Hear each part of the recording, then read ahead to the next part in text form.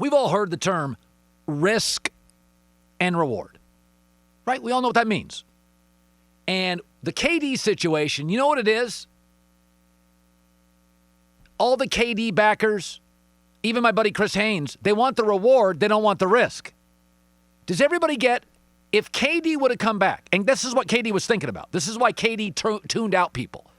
If KD comes back and they overcome a 3-1 deficit, it changes his legacy forever. He is in the LeBron pantheon. Like there was a reward for this move.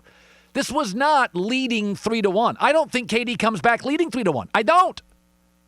I wouldn't have advised it. Trailing 3-1, risk is you re-injure it. Reward is nobody can ever say you're not needed in Golden State.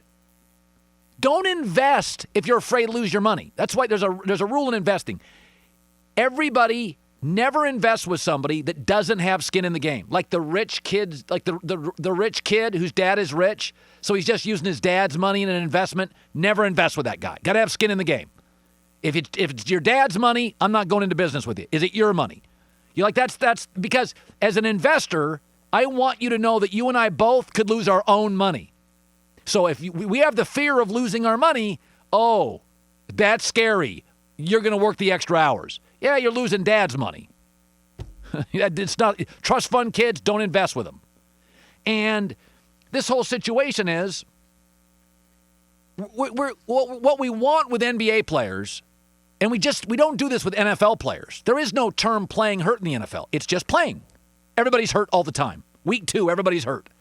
Baseball guys, 162 games. Are you kidding? You think they're feeling great in June? Hockey guys, honestly, they're checking each other into the boards. Game 9 NHL season, you wake up sore. It's just the way it is. You're pulling stuff. It's the world's greatest hockey players. You're not healthy at the All-Star break in any sport.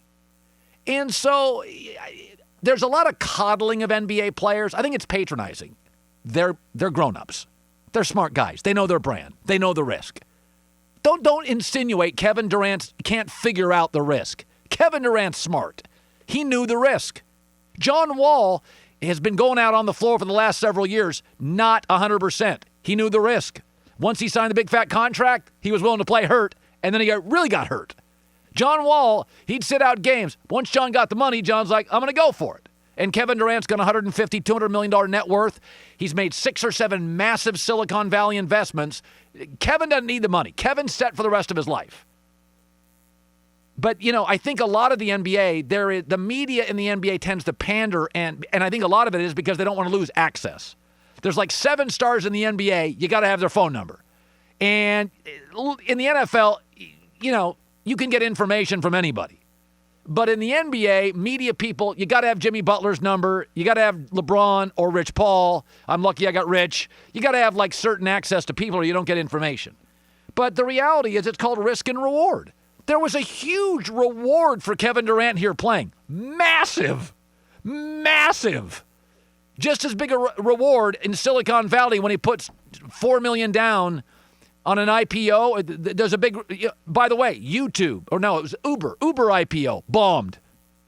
A lot of money on the Uber IPO, bombed. Most IPOs don't bomb. Some do. Generally, stars come back. Kirk Gibson, Tiger Woods, they don't re-injure themselves. Sometimes they do. But, there was a reward with the risk. If Kevin would have come back 3-1 lead, I would have said, and got hurt, I would have said, that's just stupid. That's dumb. Like Kevin was wrong and the Warriors should have just said, we're not giving you a uniform. But I get coming back 3-1 trailing. Because when I watched that first quarter and Kevin was the best player on the floor, and I'm like, oh yeah. Didn't you think after watching that first quarter, oh, this changes everything. Changes the whole series. Marc Gasol's now got to go out and defend. They go from a great, invulnerable defensive team to a massive problem. Kevin spaces the floor. So, these I think it's my biggest complaint with this whole thing. The only thing that really has bothered me is that Steve Kerr has an opinion about everything. Politics, life, Trump, everything. And then after the injury, go talk to Bob Myers. It doesn't work that way. You can't go silent on me You talk about everything all the time. And by the way, I like your politics. I like your Twitter. I like all of it. I like Steve. I don't know him great, but I like him, and I tend to kind of align with him politically, which is always, you kind of curry favor with people you agree with. But the point is, Steve's got an opinion on everything, and then with Kevin Durant, the world's biggest star, I got nothing. Go over there. That guy's talking. Now, Steve Kerr did talk yesterday about Kevin Durant's injury. Kevin checked all the boxes, and he was cleared to play by everybody involved.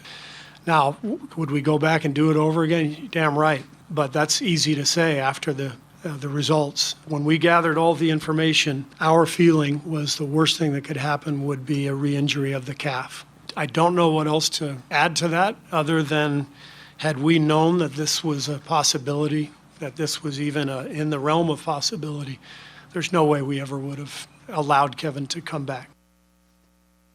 Listen, it's just the whole thing stinks. But like I said yesterday, you're a hypocrite if you say, I get goosebumps with Kirk Gibson, and then simultaneously you say, Kevin Durant shouldn't be out there. Wrong.